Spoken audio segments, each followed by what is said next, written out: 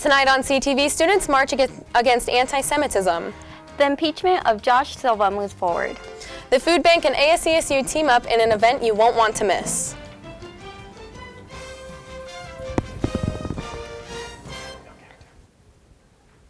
Hi and welcome to CTV. I'm Marla Lundak. And I'm Amelia Castaneda, and welcome to CTV News.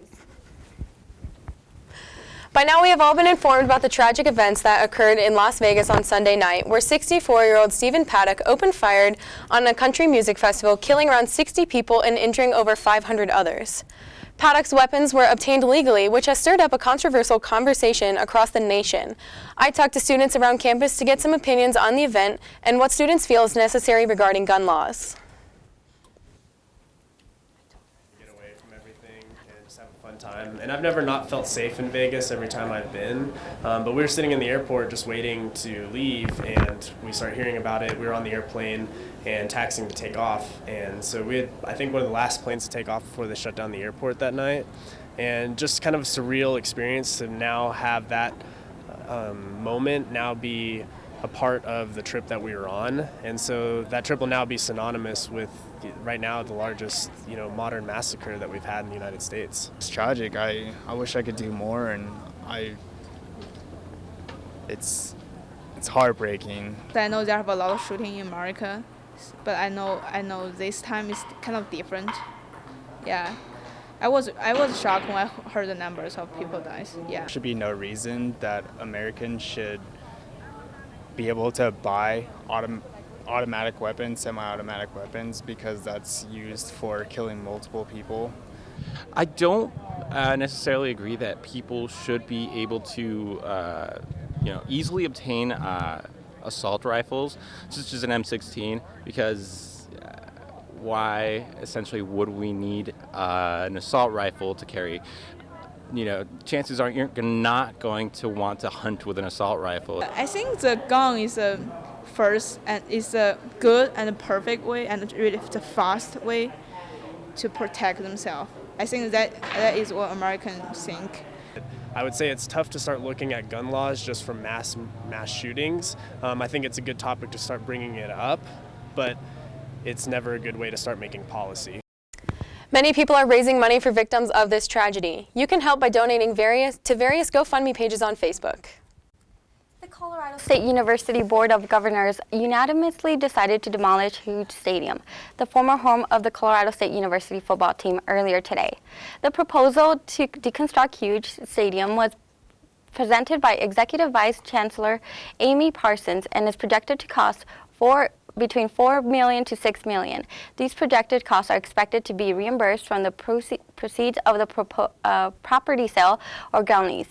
At this time, the proposal estimates a 6 to 9 month time frame for completion. According to the project proposal prompt, deconstruction of Huge Stadium is preferred to eliminate further stadium costs and to prevent the vacant property from becoming a nuisance.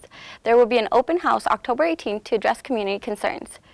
We're purposely taking our time with this process to make sure that we do a good job with community input, Executive Vice Chancellor Amy Parsons, who presented the proposal, said.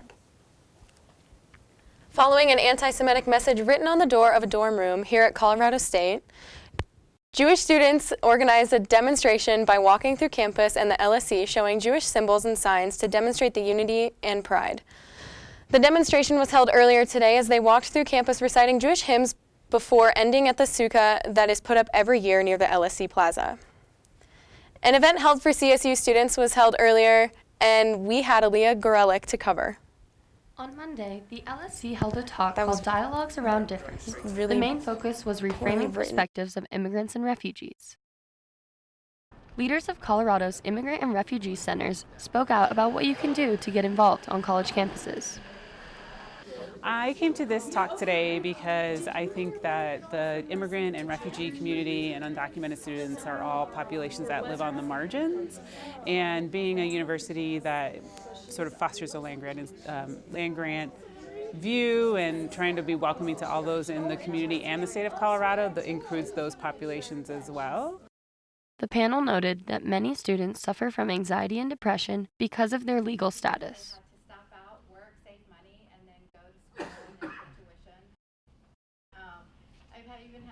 As we look at what happens around the world in general and our history of being, all of us are immigrants somewhere. I'm participating in the Dialogues Around Difference conversation today in that capacity because I am here to speak about immigration and what's happening with refugees at the national level, but also how we can get involved at the local level. CSU has approximately 189 students that are being affected by DACA.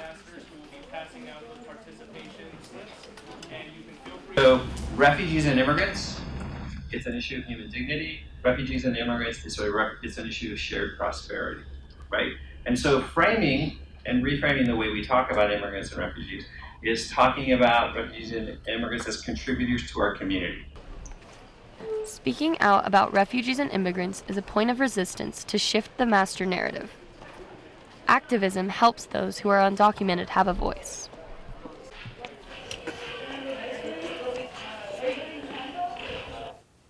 At this week's ASCSU meeting, President Josh Silva's impeachment moved one step forward with the ratification of an impeachment committee.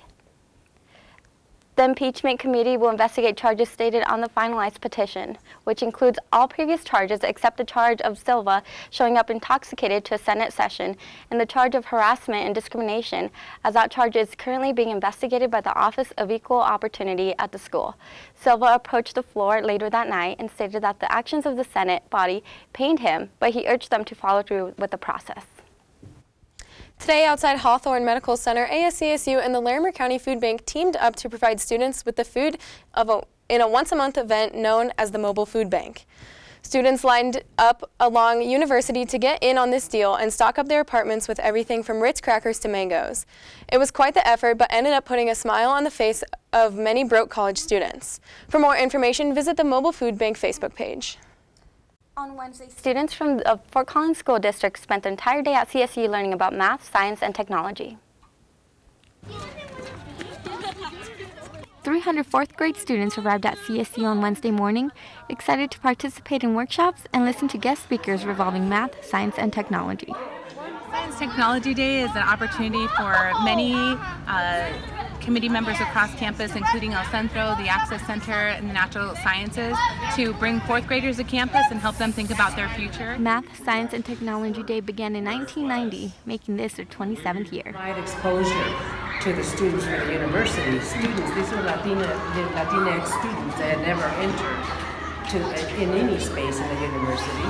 And then also, this is providing them with a career that they might not know anything about. And that was the STEM areas, the sciences, the mathematics, the engineering, medical fields that students might not know about. Among the volunteers was peer academic leader Kylie Contreras, who says this event is needed. It's like, this is something that a lot of people do. This is something that people who look like them can do.